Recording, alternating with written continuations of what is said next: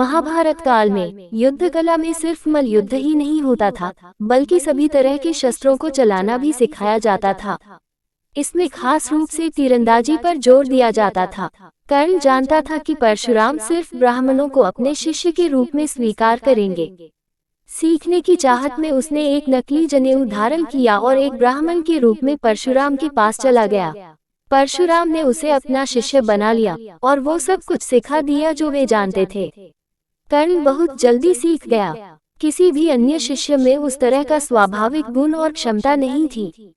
परशुराम उससे बहुत खुश हुए। उन दिनों परशुराम काफी बूढ़े हो चुके थे। एक दिन जंगल में अभ्यास करते समय परशुराम बहुत थक गए। उन्होंने कर्ण से कहा वे लेटना चाहते हैं। कर्ण बैठ गया ताकि परशुराम कर्ण की गोद में अपना सिर रख पाएं। फिर परशुराम सो गए। तभी एक खून चूसने वाला कीड़ा कर्ण की जांघ में घुस गया और उसका खून पीने लगा। उसे भयंकर कष्ट हो रहा था और उसके जांघ से रक्त की धार बहने लगी। वह अपने गुरु की नींद को तोड़े बिना उस कीड़े को हटा नहीं सकता था, लेकिन अपने गुरु की नींद को तोड़ना नहीं चाहता था। धीरे धीरे रक्त की धार परशुराम के शरीर तक पहुंची और इससे उनकी नींद खुल गई। परशुराम ने आंखें खोलकर देखा कि आसपास बहुत खून था।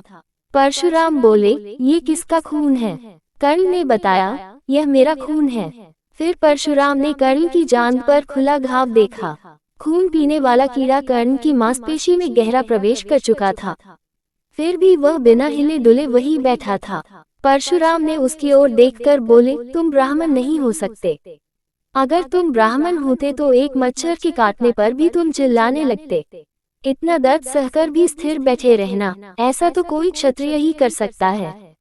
कर्ण बोला, हाँ, मैं ब्राह्मण नहीं हूँ, कृपया मुझ पर क्रोधित न हो।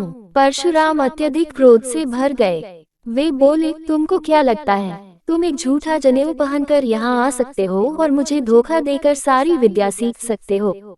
मैं तुम्हें श्राप देता हूँ। कर्ण बोला, हाँ, मैं एक ब्राह्मण नहीं हूँ, पर मैं क्षत्रिय भी नहीं हूँ, मैं सूत पुत्र हूँ, मैंने बस आधा झूठ बोला था। परशुराम ने उसकी बात नहीं सुनी। उस स्थिति को देखते ही वे सत्य जान गए कि कर्ण एक क्षत्रिय है। वे बोले, तुमने मुझे धोखा दिया है। जो कुछ मैंने सिखाया है तुम उसका आनंद ले सकते हो, पर जब तुम्हें इसकी सचमुच जरूरत होगी तब तुम सभी मंत्र भूल जाओगे जिनकी तुम्हें जरूरत होगी, और वही तुम्हारा अंत होगा। कर्ण उनके पैरों में गिरकर दया की भीख मांगने लगा। वह बोला, कृपया ऐसा मत कीजिए, मैं आपको धोखा देने की नीयत से नहीं आया था, बस मैं सीखने के लिए बेचैन था और कोई भी सिखाने के लिए तैयार नहीं था। सिर्फ आप ही अकेले ऐसे इंसान हैं जो किसी ऐसे को सिखाने के लिए तैयार हो जो कि क्षत्रिय न हो। परशुराम का गुस्सा ठंडा हो गया। वे बोले, लेकिन फिर भी तुमने झूठ बोला। तुम्हें अपनी स्थिति मुझे बतानी चाहिए थी, तुमको मुझसे बात करनी चाहिए थी, पर तुम्हें कभी झूठ नहीं बोलना चाहिए था।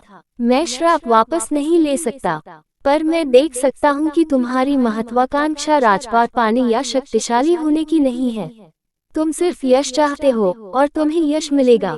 लोग हमेशा तुम्हें एक यशस्वी योद्धा की तरह याद करेंगे, पर तुम्हारे पास कभी शक्ति या साम्राज्य नहीं होगा और तुम कभी महानतम धनुर्धर के रूप में भी नहीं जाने जाओगे। पर तुम्हारा यश हमेशा बना रहेगा, जो कि तुम्हारी चाहत भी है। इस श्राप को लेकर कर्ण भटकता रहा। वह शिक्षा पाकर खुश था, खुद के सामर्थ्य को लेकर भी बहुत खुश था, पर वह इसे कहीं प्रदर्शित नहीं कर सकता था, क्योंकि सिर्फ क्षत्रिय ही युद्ध या प्रतियोगिता में भाग ले सकते थे। वह आंखें बंद करके किसी भी चीज पर निशाना लगा सकता था, पर अपने कौशल को प्रदर्शित नहीं कर सकता था। उसे बस यश की चाहत थी और उसे यश प्राप्त नहीं हो रहा था। उदास होकर वो दक्षिण पूर्व की तरफ चला गया और समुद्र के किनारे जाकर बैठ गया। वर्तमान समय के उड़ीसा राज्य में कोणार्क के पास उस स्थान पर बैठ गया जहां सूर्य देव की कृपा सबसे अच्छे से पाई जा सकती है।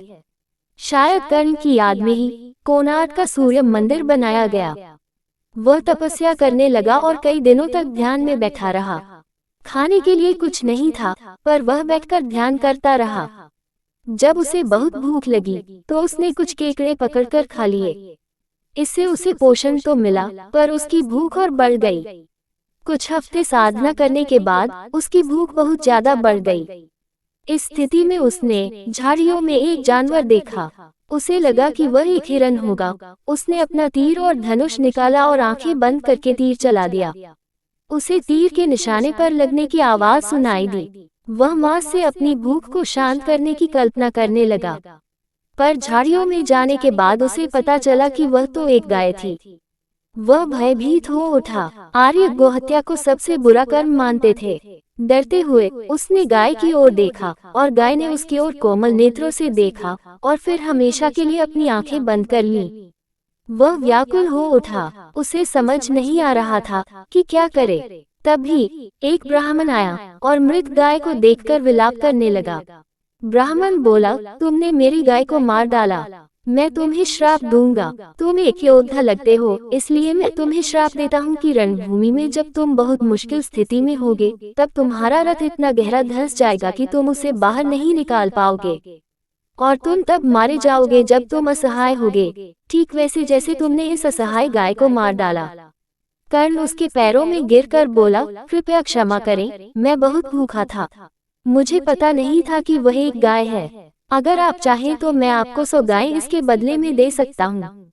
ब्राह्मण बोला, ये गाय मेरे लिए बस एक जानवर नहीं थी, ये मुझे सबसे अधिक प्रिय थी। मेरी मृत गाय के बदले दूसरी गायें देने के इस प्रस्ताव के लिए मैं तुम्हें और भी ज्यादा श्राप देता हूँ। दोहरे श्राप के साथ कर्ण आगे बढ़ा। उसे पता नहीं था कि उसे कहाँ जाना चाहिए। वह धूल के एक कण पर भी अपने बाणों से निशाना साध सकता था, पर इसका फायदा क्या था? वह क्षत्रिय नहीं था, कोई भी उसे प्रतियोगिता में शामिल होने नहीं देता, युद्ध में शामिल होने देने की तो बात ही नहीं थी। वह बिना किसी लक्ष्य के यहाँ से वहाँ भटकता रहा।